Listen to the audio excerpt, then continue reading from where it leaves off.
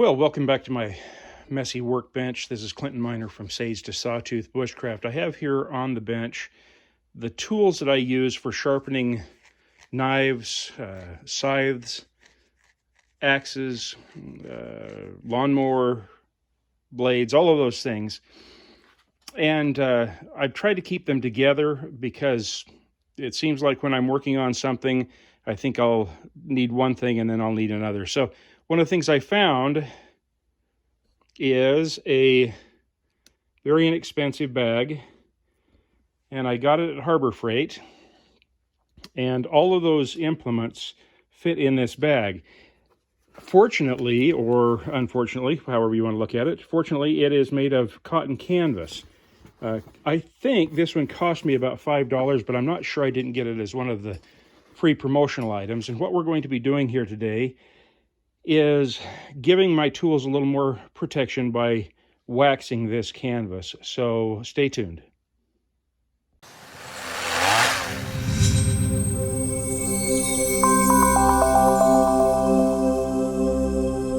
Those of you who have followed my channel will be familiar with this item and my love affair for crock pots. I pick up crock pots for very little money. It looks like this one was probably $3.99 at the local secondhand store, the thrift store. Here I typically go to a place called Youth Ranch, and this is the one I use repeatedly for mainly the beeswax, and that's what we've got in it today. Sometimes I will add other types of wax. At times I will also add a little bit of boiled linseed oil, and I think we'll probably do that today just to give it a little more viscosity.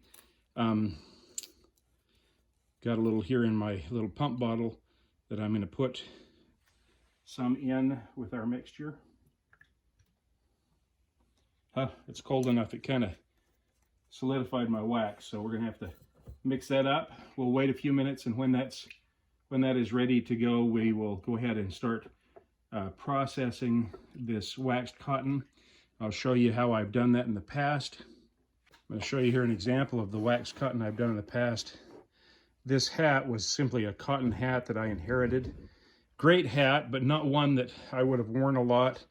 I've gone ahead and waxed this, and I actually did 2 coats because I knew I was going to be in a rainy situation. It has taken the wax very well, and used the same process for this that I'm going to use for the bag, and we'll see how that turns out. The purpose of this, and I'm sure that will be a question, is that I want this bag to be not necessarily completely waterproof, but much more water resistant, so that when I stick it on the ground with, when I'm up cutting wood or bushcrafting, I know that it's not going to absorb so much water that will then transfer to these various tools. Your files, for example, are really high carbon steel. That's what makes them so they can do what they have to do, and that makes them a little susceptible, terribly susceptible to rust. So we're trying to help avoid that with this process. If you've priced waxed cotton as compared to something like this, just an inexpensive cotton bag, the price difference is astronomical. And I don't know what their process is. All of the processes or processors, the people who have done this that I've watched on YouTube, have done something that was very similar to what I'm doing. So you're paying for something that you can very, very easily do yourself. All right, I think we've got good coverage. I think we're ready to let it sit for just a minute, and we'll come back in a moment and I'll show you step 2.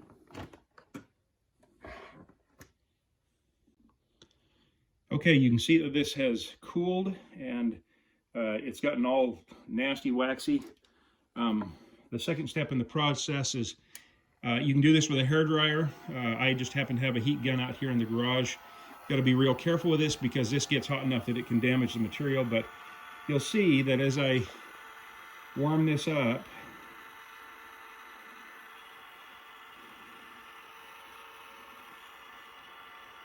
take a minute to warm up the hot heat gun. But you'll see as I warm this up that, let's see, that both the wax and the canvas warm up together. And if it works as we hoped, and it looks like it is, that canvas will simply absorb that wax.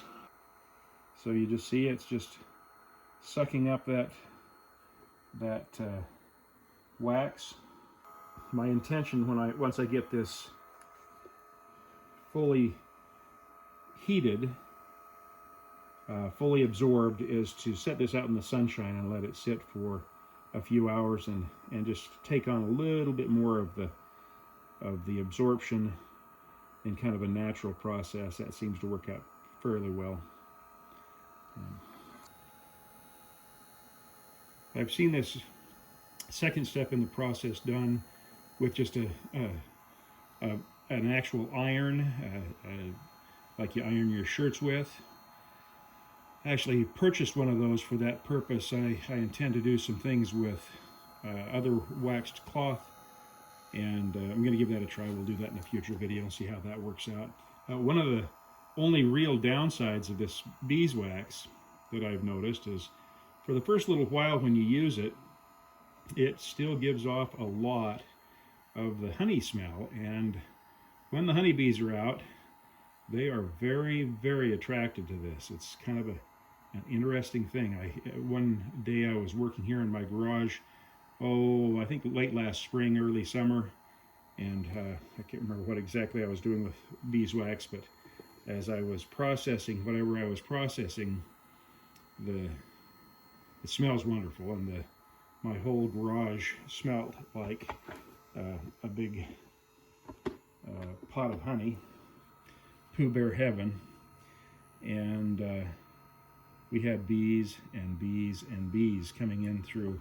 Had the garage door open. We were doing some other things, and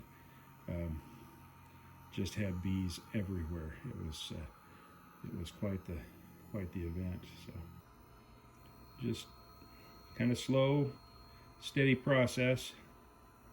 Takes a little time, but the end product is worth much, much more than the bag itself, the original. Going to take care of a lot of things for me.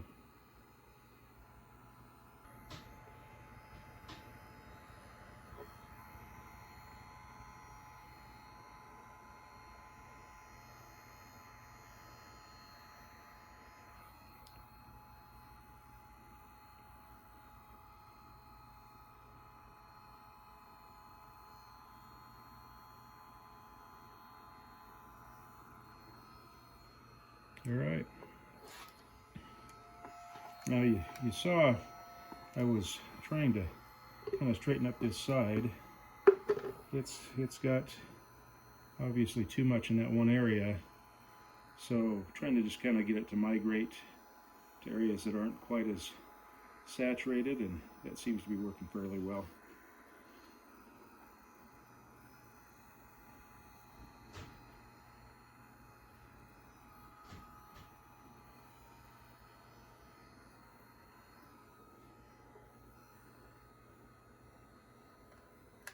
Okay, we're going to let that sit now.